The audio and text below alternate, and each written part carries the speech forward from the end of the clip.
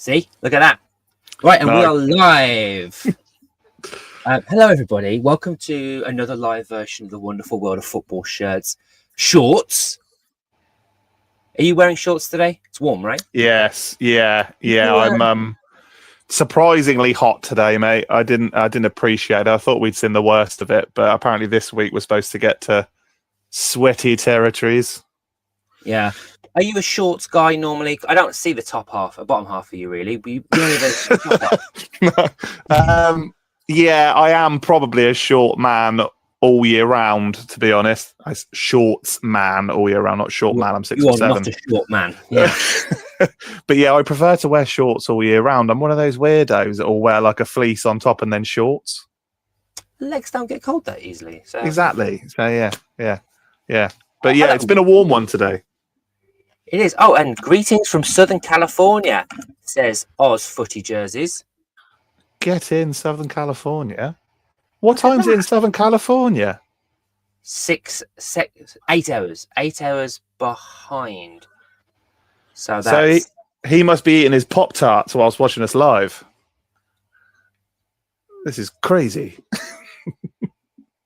Oh, and NFFC less. Oh, I don't know how to say that. NFC says, oh, it's 10:44 a.m. Oz Footy Jersey says, and NFF plus that. I don't even know how to say that properly. I'm a weirdo. Shorts 365 days a year. So there's a couple of us who wear shorts all year long. I'm a shorts guy. The only problem is once you go shorts, there's no way you can go from it. So if you get super hot, what are you going to do? Walk around in? Do you know what? This is a bit weird. We don't need to talk about that, do we, anymore? We should talk about shirts. That's the reason why we're here, you know? Oh my God, it's Wayne. Wayne, who we met at the football show in Essex. In Essex. But I mean, thanks. How Wayne. you doing, Wayne? That sounds great. But now I understand it's Nottingham Forest Football Club. Yeah, I knew NFFC was Nottingham Forest Football Club. What are you on about? You know, by the way, NFFC, what on earth do you make of the Bailey's sponsor or Bally's on your kit?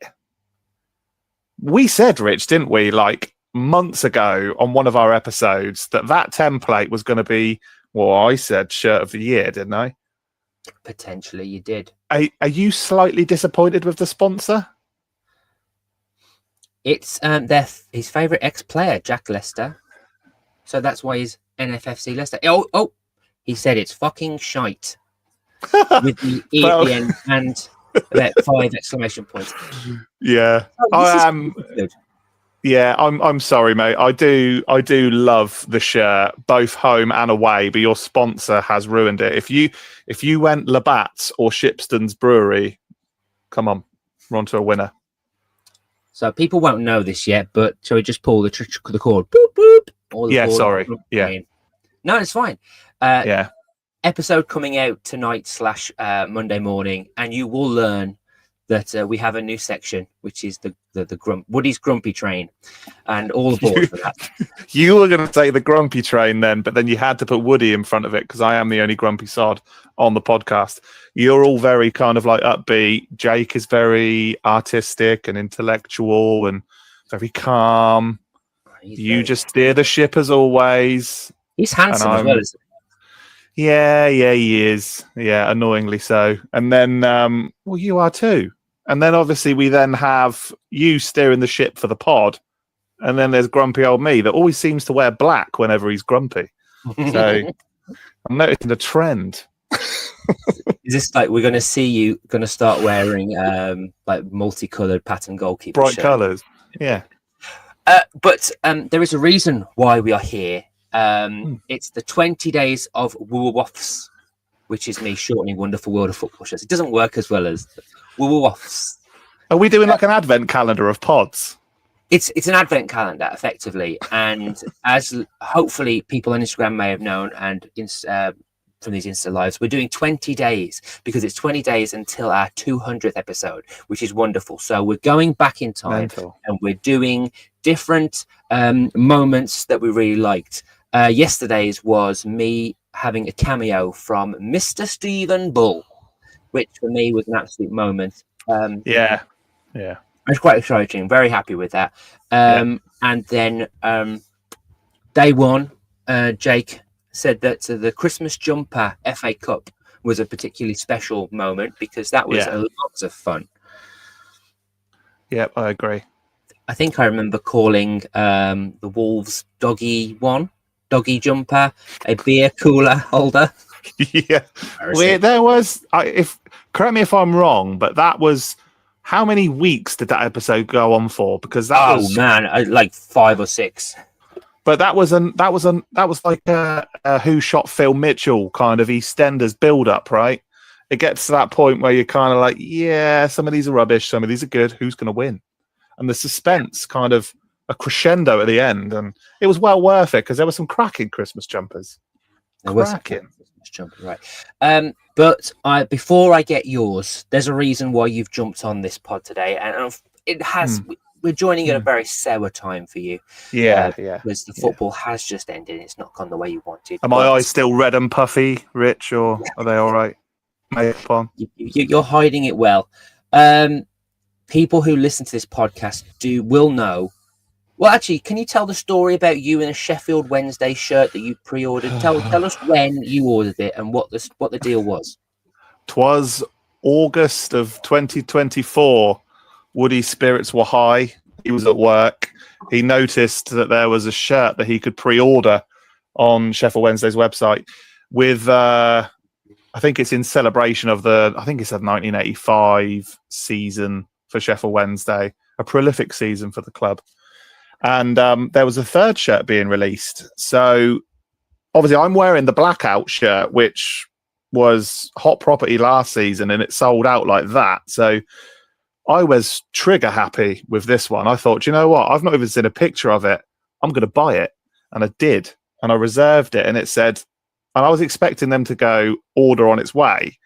But it said, we will notify you of your order for August 2025. So I was like, crap. Like, what on earth is this?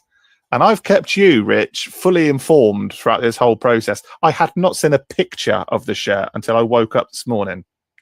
Yes. So, and much in the theme of Advents, you woke up and it was like Christmas because you were finally getting to see the shirt that was homage to 1985. Yeah, luckily. So again, there will be a bit of a prelude to the podcast that will be coming out tonight. We reviewed Sheffield Wednesday's kits home and away for this season, and a little spoiler alert. It split opinions in the group, didn't it? Yeah, it did. Yeah. And so then what, if you can really quickly just surmise what this new one looks like for those who maybe haven't seen it. Very quickly. So firstly, it's incredible. It's got the old Sheffield Wednesday badge back. So the owl features as a crest. We have a white kind of silver kind of tone to it with blue pinstripes. It's a Macron special. I think it looks awesome. I'm a little bit OCD with the badge because the badge overlays the pinstripe a little bit and it goes through the badge. That's my only bugbear. You know, that's my kind of like... Yeah, I know it's yours as well because it doesn't line up. But what do you think? You've seen it. I've sent you a picture. I saw it straight away. Oh, I just want to say hello, Chris from Cutting Edge Shirts, and hello, Kit Manaman. Kit Manaman. Chris should be printing shirts. He shouldn't be on this. He's got orders to fulfill. Yeah. I mean, I love it because before you joined the podcast, my knowledge of older football shirts was very rare, and this one popped up to me maybe like in the first year of the pod. Because it's got that diagonal kind of pinstripes going across, and I thought it was superb. Genuinely thought it was like a beautiful 80s shirt, and me and Mark spoke about it, and so to see it as identical as can be, I thought it was lovely. Really liked it. Yeah, we're noticing a trend now as well, mate, aren't we? That clubs are starting to realise that fans want old badges back. I mean, not to spoil too much about this week's episode, but Fulham have recently added one on their kit, haven't they? So I think it's a nice testament to clubs of old to bring back badges. And it just today, when I saw it against Leicester, I just thought, why on earth did we change our badge? The owl crest looked incredible. It's funny, isn't it? Actually, before we go into detail on this, that's quite ahead of its time in a way, because nowadays clubs are simplifying badges to make them more commercialized. Take Man United just using the devil, Sheffield Wednesday, sorry, Liverpool just using Liverpool just using little elements. Yeah, you've been doing it for years. Yeah, we have, and I think we've become more complicated. Ironically enough, I just think our badge kind of looks a bit too. It's just got the owl on it, which is about it, really. I mean, you think about Wolves. Wolves have remained constant for quite a while, haven't they?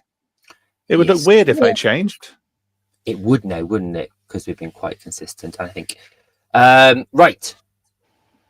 As I mentioned, we are celebrating the 200th episode of the podcast coming up, and we are on day 3 of our kind of advent calendar of the wonderful world of football shows, where we are reminiscing and picking a moment that we've enjoyed.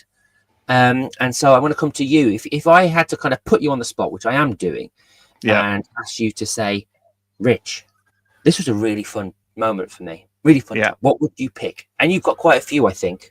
Yeah, I have. Christmas jumper episodes were lovely because I think not only did it get me in the Christmas spirit, but also there was a different topic to football kits that we could explore, I think, and that was pretty cool. And there were some great entries as well. My favourite episode or moment would have to be the first recording we had. We've had so many incredible guests, by the way. So if you're listening or watching this, please don't feel you've missed out because we've not mentioned you. But Andy Flack coming on from Custom Corinthians, I think, was the first kind of like time machine nostalgic moment for me in a long time that was not football shirt related. I think because we talk about football shirts till we're blue in the face, and it's something that's like part of our DNA now as collectors, isn't it? Yeah. But I think to find out that there was such a fanatic collector fan base about Corinthians stickers, Sabutio, and then obviously go into the Essex Fair with you, obviously a few months ago.